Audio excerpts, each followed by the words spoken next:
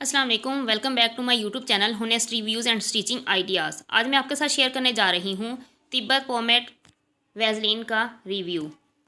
Winter season में इसे आप एज आ मॉइस्चराइज़र इस्तेमाल कर सकते हैं। ये आपके फेस के लिए, हाथों पाँव के लिए बेस्ट मॉइस्चराइज़र है। आपकी स्किन की ड्राइनेस को ख़त्म करता है और उसे नरम व मुलायम बनाती है। आपकी फटी एड़ियों के लिए भी मुफीद है। इसकी प्राइस है 95 रुपीज़। ये ऑरेंज कलर में है।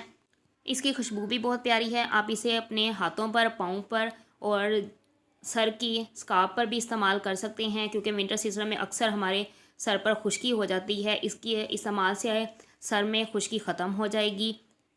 ज़रूरत के मुताबिक इस्तेमाल करें, क्योंकि काफ़ी चीज़ों का इस्तेमाल ज़रूरत से ज़्यादा करने पर भी काफ़ी साइड इफ़ेक्ट्स हो सकते हैं। लेकिन आप अगर ज़रूरत हो तो इस्तेमाल करें। जब आपके खुश्की वगैरह ख़त्म हो जाए तो उसके बाद इसका इस्तेमाल ख़त्म कर दें। उम्मीद है आपको वीडियो पसंद आई होगी। अगर पसंद आए तो लाइक, कमेंट और सब्सक्राइब ज़रूर कीजिएगा। नेक्स्ट वीडियो में मुलाकात होगी।